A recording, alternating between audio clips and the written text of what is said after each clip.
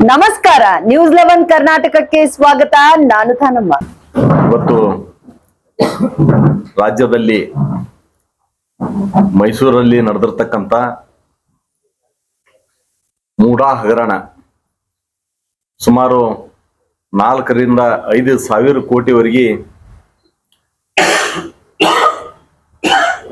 ಹಗರಣ ಆಗ್ಯದಂತನ್ನುವಂಥದ್ರ ಬಗ್ಗೆ ಇವತ್ತು ಮೇಲ್ನೋಟಕ್ಕೆ ಕಾಣ್ತಾ ಇದೆ. ನಿವೇಶಗಳನ್ನ ಅಕ್ರಮವಾಗಿ ಪಡೆದುಕೊಂಡಿದ್ದು ಅದು ನೇರವಾಗಿ ಮುಖ್ಯಮಂತ್ರಿಯವರಿಗೆ ಸುತ್ತಿಕೊಳ್ತಕ್ಕಂಥದ್ದು. ಮುಖ್ಯಮಂತ್ರಿಯವರ ಧರ್ಮಪತ್ನಿಯವರು 14 ನಿವೇಶಗಳನ್ನ ಪಡೆದುಕೊಂಡಿದ್ದು ಸುಮಾರು 38,000 ಚದುರಡಿ ವಿಸ್ತೀರ್ಣ. ಇವತ್ತು ಅವರು ತೆಗೆದುಕೊಂಡಿರ್ತಕ್ಕಂಥದ್ದು 2009-10ರಲ್ಲಿ ಗಿಫ್ಟ್ ಮೂಲಕ ಅವರ ಸಹೋದರರ ಕಡೆಯಿಂದ ಪಡೆದುಕೊಂಡಿರ್ತಕ್ಕದ್ದು. ಸಿದ್ದರಾಮಯ್ಯನವರ ಪತ್ನಿಯವರು ಪಾರ್ವತಮ್ಮನವರು. ಇದು ಏನು ಈ ಮೂಡಾ ಅನ್ನುವಂಥ ಜಮೀನು 92ರಲ್ಲಿ ಸ್ವಾಧೀನ ಆಗಿರ್ತಕ್ಕಂಥದ್ದು. 97-98ರಲ್ಲಿ ಸಿದ್ದರಾಮಯ್ಯನವರು DCM ಇದ್ದಂಥ ಸಂದರ್ಭದಲ್ಲಿ ಇದು ಡಿನೋಟಿಫೈ ಆದಂಥದ್ದು. 2004ರಲ್ಲಿ ಪಾರ್ವತಮ್ಮನವರ ಸಹೋದರ ಇದನ್ನು ಖರೀದಿ ಪಡ್ಕೊಂಡದ್ದು. 2009-10ನೇ ಸಾಲಿನಲ್ಲಿ ಪಾರ್ವತಮ್ಮನವರಿಗೆ ಗಿಫ್ಟ್ ಮುಖಾಂತರ ಕೊಟ್ಟಿರ್ತಕ್ಕಂಥದ್ದು. ಈಗ ಸಿದ್ದರಾಮಯ್ಯನವರು ಹೇಳ್ತಕ್ಕಂಥದ್ದು ಏನಂದ್ರೆ 3 ಎಕರೆ 14 ಗುಂಟೆ ನಮ್ಮ ಜಮೀನಿಗೆ ಪರ್ಯಾಯವಾಗಿ ನಾನು ಪಡೆದುಕೊಂಡಿನಿ, 50-50 ಅನುಪಾತದಲ್ಲಿ ಪಡ್ಕೊಂಡಿನಿ ಅಂತ ಹೇಳ್ತಾರೆ. ಸುಪ್ರೀಂ ಕೋರ್ಟ್ 2009ರಲ್ಲಿ ಕೊಟ್ಟಿರ್ತಕ್ಕಂಥ ತೀರ್ಪಿನ ಹಿನ್ನೆಲೆಯಲ್ಲಿ 50-50 ಅನುಪಾತ ಅದು ಸುಪ್ರೀಂ ಕೋರ್ಟ್ ಕೊಟ್ಟಿರ್ತಕ್ಕಂಥದ್ದು.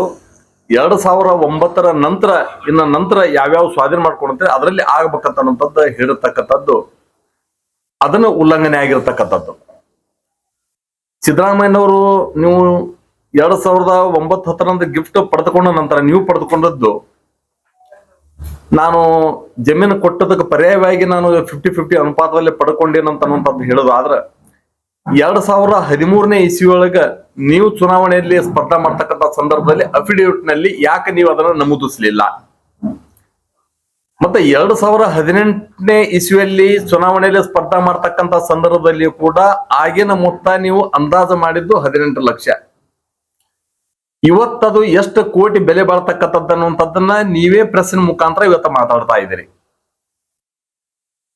ಸೊ ಇದು ಅಕ್ರಮವಾಗಿ ಯಾವ ರೀತಿ ನಿಮ್ಮ ಅಧಿಕಾರವನ್ನ ದುರ್ಬಳಕೆ ಮಾಡಿ ನೀವು ಪಡೆದುಕೊಂಡಿರಂತನ್ನೋಂಥದ್ದನ್ನ ಇಡೀ ರಾಜ್ಯದ ಜನತೆ ಇವತ್ತ ನೋಡ್ತಾ ಇದೆ. ಸೊ ನೀವು 2017ರ ನಂತರ ನೀವು ಮುಖ್ಯಮಂತ್ರಿ ಆದಂತ ಸಂದರ್ಭದಲ್ಲಿ ಅದಕ್ಕೆ ಮಂಜೂರಾತಿ ಕೊಟ್ರಿ 2017ರಲ್ಲಿ. ಈಗ ಬಿಡಿ ಸೈಟ್ಗಳನ್ನ ಏನು ಖುಲ್ಲಾ ಜಾಗಗಳನ್ನ ಏನು ವಿಜಯನಗರದಲ್ಲಿ ಪಡ್ಕೊಂಡಿರಿ, ಅದಕ್ಕೂ ಒಂದು ಮಾನದಂಡ. ಆ ಮಾನದಂಡಗಳ ಪ್ರಕಾರ 75-25 ಅಂದ್ರೆ 75% ನೀವು ಆಕ್ಷನ್ ಸೇಲ್ ಮುಖಾಂತರ ಕೊಡ್ಬೇಕಂತನ್ನುವಂಥದ್ರ ಬಗ್ಗೆ ನಿಯಮ ಇದ್ದದ್ದು. 25% ಯಾರು ಸಾಧಕರು, ಯಾರ ರಾಷ್ಟ್ರಕ್ಕೆ ಸೇವೆ ಸಲ್ಲಿಸ್ತಕ್ಕಂಥವ್ರು, ಭಾರತ ರತ್ನ, ಕರ್ನಾಟಕ ರತ್ನ, ಪದ್ಮಭೂಷಣ, ಪದ್ಮವಿಭೂಷಣ ಪ್ರಶಸ್ತಿಗಳು ಪಡೆದುಕೊಂಡಿರ್ತಕ್ಕಂಥದ್ದಿರಬಹುದು. ಇವತ್ತ ಗಡಿ ಒಳಗೆ ಹೋರಾಟ ಮಾಡಿ ಬರ್ತಿರ್ತಕ್ಕಂಥದ್ದು ಯಾರೋ ಒಬ್ಬರು ದೇಶಕ್ಕಾಗಿ ತಮ್ಮ ಪ್ರಾಣಾರ್ಪಣೆ ಮಾಡಿರ್ತಕ್ಕಂಥವ್ರು ಕುಟುಂಬದವ್ರು ಇರ್ಬೋದು. ಯಾರ ರಾಷ್ಟ್ರ ಸೇವೆ ಮಾಡಿರ್ತಕ್ಕಂಥವ್ರು ಸಾಧಕರಿಗೆ ಅವರಿಗೆ ಕೊಡ್ಬೇಕಂತನ್ನುವಂಥದ್ರ ಬಗ್ಗೆ ನಿಯಮ. ಇವು ಯಾವ ನಿಯಮದೊಳಗೂ ಪಾರ್ವತಮ್ಮನವರು ಒಳಪಡಂಗಿಲ್ಲ. ಆದಾಗ್ಯೂ ಕೂಡ ಈ 14 ನಿವೇಶಗಳನ್ನ ಪಡೆದುಕೊಂಡದ್ದು ಇದಕ್ಕ ನೇರವಾಗಿ ಏನ್ ಈ ಮೂಡಾದೊಳಗೆ ಹಗರಣಗಳು ಆಗಾಕತ್ಯಾವ. ಇವತ್ತ ಬೈರತಿ ಸುರೇಶ್ ಅವರ ನಗರಾಭಿವೃದ್ಧಿ ಸಚಿವರಾದ ನಂತರ ಕಳೆದ 1 ವರ್ಷದ ಅವಧಿ ಒಳಗೆ ಇವತ್ತೇನು ಮೂಡಾದಲ್ಲಿ ಅನೇಕ ಪ್ರಕರಣಗಳು ಬೆಳಕಿಗೆ ಬರಾಕತ್ತೆ. ಇವತ್ತು ಯಾವ ರೀತಿಯಿಂದ ಈಗ ಮೂಡಾದ ಪಕ್ಕಕ್ಕೆ ನಿವೇಶನಗಳ ಡೆವಲಪ್ ಮಾಡಾಗ ರಸ್ತೆಗಳು, ಚರಂಡಿಗಳು ಅದನ್ನು ಸ್ವಾಧೀನ ಮಾಡ್ಕೊಂಡಾರ ಅಂತ ಹೇಳಿ 50-50 ಅನುಪಾತದೊಳಗ ಅಲ್ಲಿ ಜಾಗ ಪಡೆದುಕೊಂಡಿರ್ತಕ್ಕಂಥದ್ದು. ಅನೇಕ ಜನ ಹಿಂದಿನ ಯಾರ್ಯಾರ ರೈತರದಾರ ಪಾಣಿ ಹುಡುಕ್ಯಾಡಿ ಅವನ್ಗಳನ್ನೆಲ್ಲ ತಗೋದು ಬಂದು ಅವ್ರಿಗೆಲ್ಲ ಹೇಳಕತ್ತೀನಿ 50-50 ಅನುಪಾತದೊಳಗೆ ನಿಮ್ಗೆ ನಾವು ಜಾಗ ಕೊಡ್ತೀವಿ.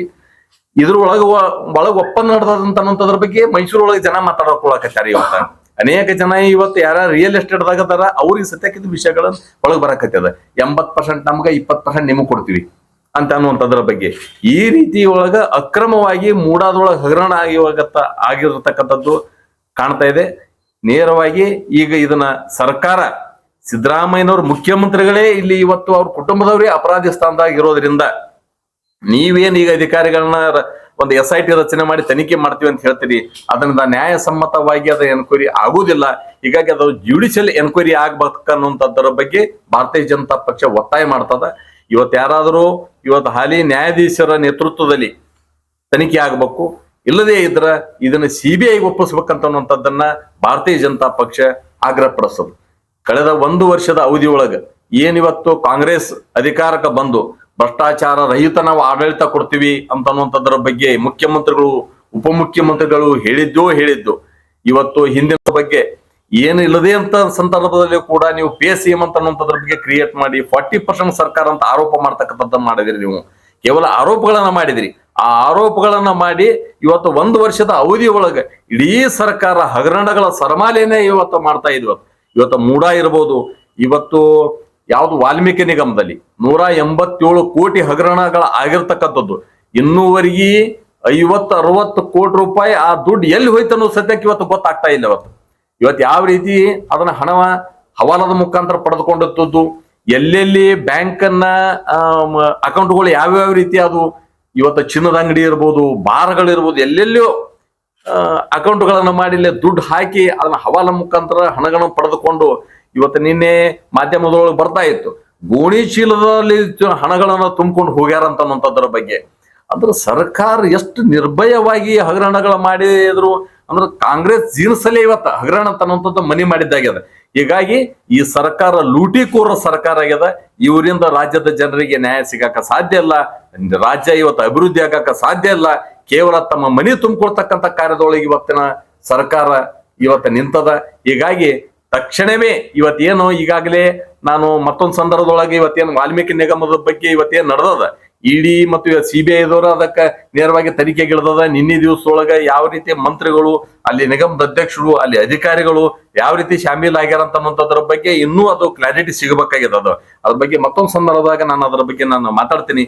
ಏನು ಮೂಡ ಹಗರಣದಲ್ಲ, ಇದರ ತಕ್ಷಣವೇ ನೀವು ಜುಡಿಷಿಯಲ್ ಎನ್ಕ್ವೈರಿಗೆ ನೀವು ಒಪ್ಪಿಸ್ಬೇಕು ಅಂತನ್ನುವಂಥದ್ರ ಬಗ್ಗೆ ನಾನು ಆಗ್ರಹ ಮಾಡ್ತೀನಿ. ಒಂದ್ ವೇಳೆ ಆಗದೆ ಇದ್ರೆ CBIಗೆ ಒಪ್ಪಿಸ್ಬೇಕು, ಅದರಿಂದ ನೀವು ಹೊರಗೆ ಬರಬೇಕು. ಯಾಕಂದ್ರೆ ಸಿದ್ದರಾಮಯ್ಯನವರು ಅಂತ ಒಂದು ಸಮಾಜವಾದಿ ಸಿದ್ಧಾಂತದ ಮೇಲೆ ಬಂದಿರತಕ್ಕಂಥ ಸಿದ್ದರಾಮಯ್ಯನವರು ಈಗ ಅನೇಕ ನಿಮ್ದು 2018 ಸಂದರ್ಭದಲ್ಲಿಯೂ ಕೂಡ ನೀವು ನಡೆದುಕೊಂಡಿರ್ತಕ್ಕಂಥ ರೀತಿ ನಾವು ನೋಡಿದ್ದಾಗ್ಯದ. ಹೀಗಾಗಿ ಮಜಾವಾದಿ ಸಿದ್ದರಾಮಯ್ಯನವರು ಅಂತೇಳಿ ಜನ ಮಾತಾಡ್ಕೊತಾ ಇದ್ದಾರೆ ಅವರು. ಹಾಗಾಗಿ ನೀವು ಇದರಿಂದ ಹೊರಗೆ ಬರಬೇಕಾದ್ರೆ ತಕ್ಷಣಕ್ಕೆ ಇದನ್ನ ಜುಡಿಷಿಯಲ್ ಎನ್ಕ್ವೈರಿ ಅಥವಾ CBIಗೆ ಒಪ್ಪಿಸ್ಬೇಕಂತ ನಾನು ಆಗ್ರಹ ಪಡಿಸ್ತೀನಿ. ಮೂಡ ಹಗರಣಕ್ಕಿಂತ ದೊಡ್ಡ ಹಗರಣ ಬಿಜಾಪುರದೊಳಗೆ ಭೂ ಹಗರಣಗಳು. ಇಲ್ಲಿ ಕೊಟ್ಟಿ ದಾಖಲೆ ಸೃಷ್ಟಿ ಮಾಡಿ ಯಾವ್ದೋ ಜಮೀನು ಯಾರ್ಯಾರಿಗೂ ಮಾಡಾಕತ್ತಾರ. ಈವರೆಗೂ BJP ಅವ್ರು ಒಬ್ರು ಮಾತಾಡ್ತಾ ಇಲ್ಲ. ಬರೀ ಮೈಸೂರು ಅಷ್ಟೇ ಅಲ್ರಿ, ಬಿಜಾಪುರನು ದೊಡ್ಡ ಹಗರಣಗಳದಾವ್. ಬಿಜಾಪುರದಾಗ ಕೋಟಿ ಗಟ್ಟಲೆ ಜಮೀನುಗಳು ಲೂಟಿ ಆಗತ್ತಾವ, ಸರ್ಕಾರಿ ಜಮೀನು ಲೂಟಿ ಆಗತ್ತಾವ. ಇದ್ರ ಬಗ್ಗೆ ಮಾತಾಡ್ಬೇಕಲ್ಲ. ಈಗ ನಿಮ್ ರಾಜ್ಯದ ನಾಯಕರು ನೀವು ಹೇಳಿರ್ತಕ್ಕಂಥ ನಾನು ಸಹಮತ ಅದ ಸರ್. ಇದಕ್ಕೆ ಈಗಾಗಲೇ ನಮ್ಮ ಮಾಜಿ ಶಾಸಕರು 2 ಬಾರಿ ಹೋರಾಟ ಮಾಡಿದಾರ. ಮೊನ್ನೆ ಶಾಸಕರು ಕೂಡ ಅದಕ್ಕೆ ಸ್ಟೇಟ್ಮೆಂಟ್ ಕೊಟ್ಟಾರ. ಇವತ್ತು ಜಿಲ್ಲಾಧಿಕಾರಿಗಳ ಮುಖಾಂತರ ಇವತ್ತು ಶಾಸಕರು ಕೂಡ ಅದಕ್ಕೆ ಒತ್ತಾಯ ಮಾಡ್ಯಾರ. ನಾಳೆಗೆ ಸದನದೊಳಗೂ ಕೂಡ ಇದನ್ನ ಚರ್ಚೆಗೆ ಬರ್ತಾವು. ಇದನ್ನ ಸದನದೊಳಗ ಸತ್ಯ ವಿಷಯ ತಗೋತಾರ. ಯಾರ್ಯಾರ ಅಕ್ರಮದೊಳಗ ಎಲ್ಲೆಲ್ಲಿ ಯಾರ್ಯಾರ ಭಾಗಿಯಾಗ್ಯಾರ ಅದನ್ನ ತನಿಖೆ ಆಗಬೇಕು, ಅವ್ರ ಕಾನೂನು ಪ್ರಕಾರ ಶಿಕ್ಷೆ ಆಗಬೇಕಂತ ಹೇಳಿ ನಾನು ಆಗ್ರಹ ಪಡಿಸ್ತೀನಿ. ಒಂದೇ ಒಂದು ಹೋರಾಟ ಕೂಡ ಮಾಡಲಿಲ್ಲ BJP. ಅದು ನಡೆದ ಸರ್. ಅದಕ್ಕೆ ಇನ್ನೂ ಈಗ ಹೋರಾಟ ಮಾಡಿಲ್ಲ ಅಂತ BJP ಇಂದ ಇವತ್ತು ಒಬ್ಬರು ನಮ್ಮ ಮಾಜಿ ಶಾಸಕರು ಮೈಸೂರು ಡೆವಲಪ್ಮೆಂಟ್ ನಮ್ದು ವಿಜಯಪುರ ಹಗರಣ ಅಲ್ಲ ಸರ್. ಈ ಶಾಸಕರು ಮಾತಾಡ್ಯಾರ, ಮಾಜಿ ಶಾಸಕರು ಜಿಲ್ಲಾಧಿಕಾರಿಗಳ ಕಚೇರಿವರೆಗೆ ಹೋಗಿ ಹೋರಾಟ ಮಾಡ್ಯಾರ. ನಮ್ಮದೇ ಭಾರತೀಯ ಜನತಾ ಪಕ್ಷ ಹಾಲಿ ಶಾಸಕರು ಮಾತಾಡ್ತಾ ಇಲ್ಲ, ಹಾಲಿ ಶಾಸಕರು ಮಾತಾಡ್ತಾರೆ ಸರ್. ಇವತ್ತು ನಂದ ಮೊದಲೇ ಪಾರ್ಲಿಮೆಂಟ್ ಇವತ್ತು ಅದು ಬಂದ ನಂತರ ನಾ ಮೊದಲೇ ಇವತ್ತು ಪ್ರೆಸ್ ಮೀಟ್ ನಾನು ಮಾತಾಡಿಲ್ಲ ಅಂತಲ್ಲ, ಈಗಾಗಲೇ ಶಾಸಕರು ಅದ್ರ ಬಗ್ಗೆ ಮಾತಾಡ್ಯಾರ. ಮಾಜಿ ಶಾಸಕರು ಅದ್ರ ಬಗ್ಗೆ ಮಾತಾಡಿ ಈಗಾಗಲೇ ಜಿಲ್ಲಾಧಿಕಾರಿಗಳಿಗೆ ಹೋಗಿ ಮನವಿ ಪತ್ರ ಕೊಟ್ಟ ಬಂದಾರ. ಇನ್ನು ಮುಂದಿನ ದಿವಸ ಇನ್ನೂ ಇದ್ರ ಹೋರಾಟ ತೋತೀವಿ ಅಂತ ಹೇಳ್ಯಾರ. ಈಗ ಸಮಯಾವಕಾಶ ಕೊಡ್ಬೇಕಾಗ್ತದ. ಈಗ ಟೈಮ್ ಕೊಟ್ಟಿವಿ, ಅದ್ರ ಬಗ್ಗೆ ಸರ್ಕಾರ ಏನಂತ ನಿರ್ಧಾರ ಮಾಡ್ತದಂತ ಅನ್ನೋದ್ರ ಬಗ್ಗೆ ನಾವು ನೋಡ್ಕೊಂಡು ಮುಂದಿನ ದಿವಸ ಅದರ ಹೋರಾಟದ ರೂಪುರೇಷೆಗಳನ್ನ ನಾವು ತಯಾರು ಮಾಡ್ತೀವಿ. ಜಿಲ್ಲಾಧ್ಯಕ್ಷರಾಗಿ ಪಾರ್ಟಿಯಿಂದ ನೀವು ಎಷ್ಟು ಇಲ್ಲಿ ಜನರಿಗೆ ನ್ಯಾಯ ಒದಗಿಸಲು ಹೋರಾಟ ಮಾಡ್ತೀವಿ? ಎಷ್ಟೋ ಜನ ರೊಕ್ಕರದಾರ, ನಿವೃತ್ತ ಆಫೀಸರ್ಗಳದಾರ, ಬಡವರು ಅದಾರ, ಎಷ್ಟೋ ಜನ ತಮ್ಮ ಕೂಡಿಟ್ಟ ಹಣಗಳ ಪ್ಲಾಟ್ ತಗೊಂಡು ಅಳ್ಳಾಕತ್ತಾರ.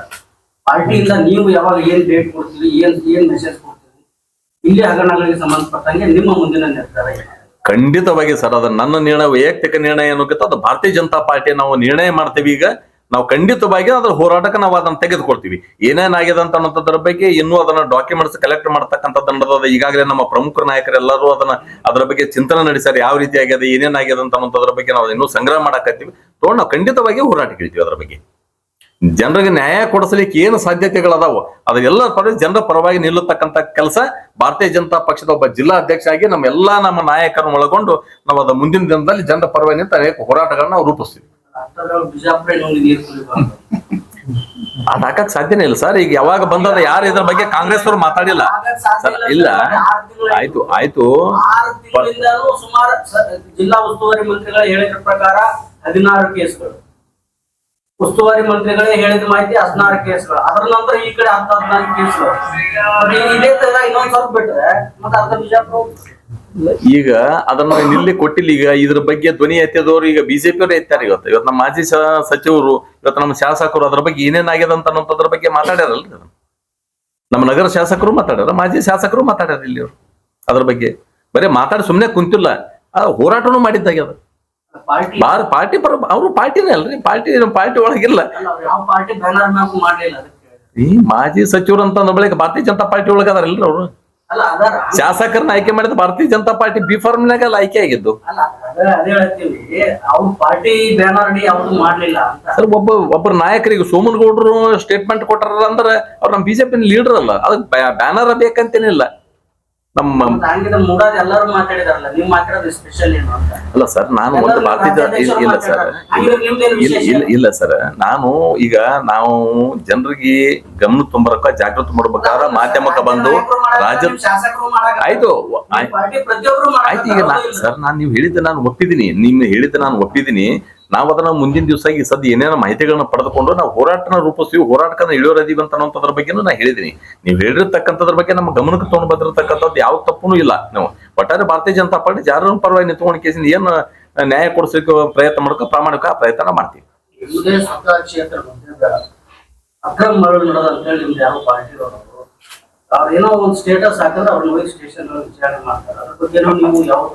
ನಿನ್ನೆ ದಿವಸನ ಆಗ್ಯದ. ನಮ್ಮ ಮಂಡಲ ಅಧ್ಯಕ್ಷ ನಾನೇ ಸೂಚನೆ ಕೊಟ್ಟಿನಿ. ದಿಢೀರನ್ನೇ ನಿನ್ನೆ ನಮ್ಮ ಮಂಡಲ ಅಧ್ಯಕ್ಷ ನೇತೃತ್ವ ಹೋಗಿಲ್ಲ, ಪ್ರತಿಭಟನೆ ಮಾಡಿ ತಹಶೀಲ್ದಾರ್ಗೆ ಒಂದು ಮನವಿ ಪತ್ರ ಕೊಟ್ಟು ಬಂದ ಸರ್. ಸುದ್ದಿಗೋಷ್ಠಿಯೊಳಗೆ ಅದನ್ನು ಪ್ರಸ್ತಾಪ ಮಾಡೋದಿಲ್ಲ.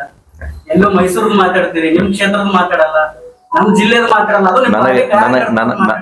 ನನಗೆ 8 ವಿಧಾನಸಭಾ ಕ್ಷೇತ್ರ, ನನ್ನ ವಿಧಾನಸಭಾ ಕ್ಷೇತ್ರ ನಡೆದಿರ್ತಕ್ಕಂಥದ್ದು ಅಲ್ಲ. ಅದರ ಬಗ್ಗೆ ನಾನೇ ನಿನ್ನೆ ನನ್ನ ಗಮನಕ್ಕೆ ಬಂದ ತಕ್ಷಣನೇ ನಾನೇ ನಮ್ಮ ಮಂಡಲ ಅಧ್ಯಕ್ಷ ಸೂಚನೆ ಕೊಟ್ಟು ನಮ್ಮ ಮಂಡಲ ಅಧ್ಯಕ್ಷ ನೇತೃತ್ವ ಹೋಗಿ ತಹಶೀಲ್ದಾರ್ ಹೋಗಿ ಮನವಿ ಕೊಟ್ಟು ಅಲ್ಲಿ ಪ್ರತಿಭಟನೆ ಮಾಡಿ ಬಂದಿದ್ದಾರೆ. ನಾನು ಸೂಚನೆ ಕೊಟ್ಟಿದ್ದೆ. ಸುದ್ದಿಗೋಷ್ಠಿಯೊಳಗೆ ಅದನ್ನು ಪ್ರಸ್ತಾಪ ಮಾಡ್ಲಿಲ್ಲ ಅಂತ ಯಾಕೆ ಅಂದ್ರೆ ಅವ್ನಿಗೆ ಮಾತು ಅನಿಸ್ಲಿಲ್ಲ ಅಂತ. ನೀವು ನಮ್ಗೇನ್ ಗಮನ ತಗೊಂಬಂದಿರಿ, ಧನ್ಯವಾದಗಳು ಸರ್.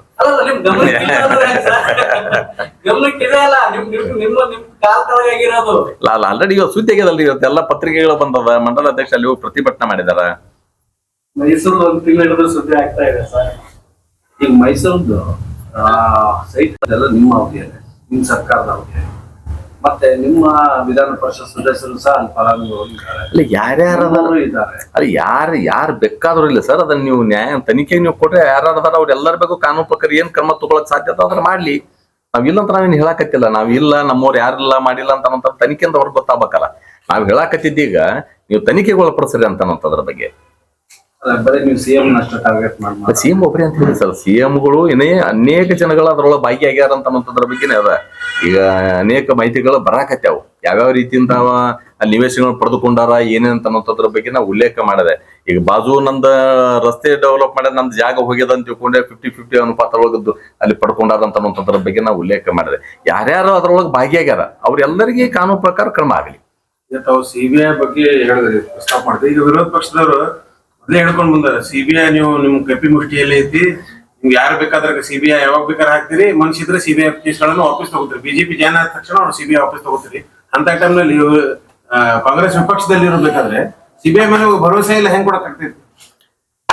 ಈಗ ಸಿಬಿಐ ಎನ್ಕ್ವೈರಿಲಿ ಇಡಿ ಎನ್ಕ್ವೈರಿ ಒಳಗ ಎಲ್ಲಾನು ಸಿಕ್ ಬೀಳಾಕತ್ತಾರಲ್ಲ ಸರ್, ಏನೇನ್ ಆಗಾಕತ್ತೆ ನಾವು ನೋಡಾಕತ್ತೀವಿ. ಈ ಇಡಿಯರ ನಿನ್ನೆ ಬಂದ ಮೇಲೆನೆ ಇವತ್ತ ನಾವು ಇದ್ರ ವಾಲ್ಮೀಕಿ ನಿಗಮದೊಳಗ ಏನೇನ್ ಯಾವ ರೀತಿಯಾದ ಹಣ ಸಾಗಾಣಿಕೆ ಮಾಡ್ಯಾರ, ಯಾವ ರೀತಿ ಏನೇನ್ ಆಗ್ಯದ ಅಂತ ಅನ್ನೋದ್ರ ಬಗ್ಗೆ ನಿನ್ನೆ ಮಾಧ್ಯಮದೊಳಗನ ತೋರಿಸಿದಾರ, ಮಾಧ್ಯಮದೊಳಗನ ಬಂದಿದಾರ. ಪ್ರಶ್ನೆ ಅದೇ ಐತಿ, ನೀವು ಸಿಬಿಐ ಬರೀ ವಿರೋಧ ಪಕ್ಷದವ್ರಿಗೆ ಮಾತ್ರ ಹಿಡಿತೈತಿ, ಆಡಳಿತ ಪಕ್ಷದವ್ರಿಗೆ ಯಾರು ಹಿಡಿದಿಲ್ಲ ಆರೋಪ ಮೇಲೆ ಅದಕ್ಕೆ ಅವ್ರಿಗೆ ಹೆದರ್ತಾರೆ. ಯಾಕೆ ಕೊಡ್ಬೇಕಂತ ಹೇಳಿ ನಮ್ಗೆ ಹಿಡ್ತಿರ್ಬೋದು. 60 ವರ್ಷ ದೇಶ ಆಳಿದವ್ರು ಅವರೇ ಅಲ್ರಿ. ಅದಿರ್ಲಿ, ಈಗ ಆ ಪ್ರಶ್ನೆ ಇಲ್ಲ. ಈಗ ಸರ್ಕಾರ ಅದ 10 ವರ್ಷ, ಇದು 11ನೇ ವರ್ಷ ನಿಮ್ದೇ ಸರ್ಕಾರ. ಯಾವ 50 ವರ್ಷ ಮಾಡಿದ್ರೆ ನೀವು ಮಾಡಿದ್ರೆ ತಪ್ಪು ಮಾಡ್ದಂಗ ಜುಡಿಷಿಯಲ್ ಎಂಕ್ವೈರಿ ಮಾಡತ್ ಹೇಳ್ತಾರಲ್ಲ ಕಡೆಗೆ. ಈಗ ಸಿಬಿಐ ಅಂತನ್ನೋದ್ರ ಬಗ್ಗೆ 60 ವರ್ಷ ಕೇಂದ್ರದೊಳಗ ತಾವೇ ಕಾಂಗ್ರೆಸ್ ಅವರು ಅಧಿಕಾರ ಇದ್ದಂತವ್ರು. ಸಿಬಿಐ ಇಡಿ ಅವು ತನಿಖಾ ಸಂಸ್ಥೆಗಳು ಯಾವ ರೀತಿ ಕೆಲಸ ಮಾಡ್ತಾವ ಅನ್ನೋದ್ರ ಬಗ್ಗೆ ನಿಮ್ಗ ಗೊತ್ತದ. ಅದನ್ನ 60 ವರ್ಷ ನೀವು ಮಾಡೋದಾದ್ರ ಅನೇಕ ಸಂದರ್ಭ 60 ವರ್ಷ ಮ್ಯಾಗ ಯಾರ್ಯಾರ ಮ್ಯಾಗ ನೀವೇ ನಿಂತು ಮಾಡಿಸಿದ್ರಿ. ಎಲ್ಲ ತನಿಖಾ ಸಂಸ್ಥೆಗಳನ್ನ ದುರ್ಬಳಕೆ ಮಾಡ್ಕೊಂಡೇ ಮಾಡಿಸಿದ್ರಿ. ಅವ್ರು ಮಾಡಿದ್ರೆ ನೀವು ಮಾಡಕ್ಕೆ ನಾವು ಮಾಡಾಕತ್ತಿಲ್ಲ ಸರ್, ನಾವು ಅದ್ರ ಬಗ್ಗೆ ನಾವು ಮಾಡಾಕತ್ತಿಲ್ಲ.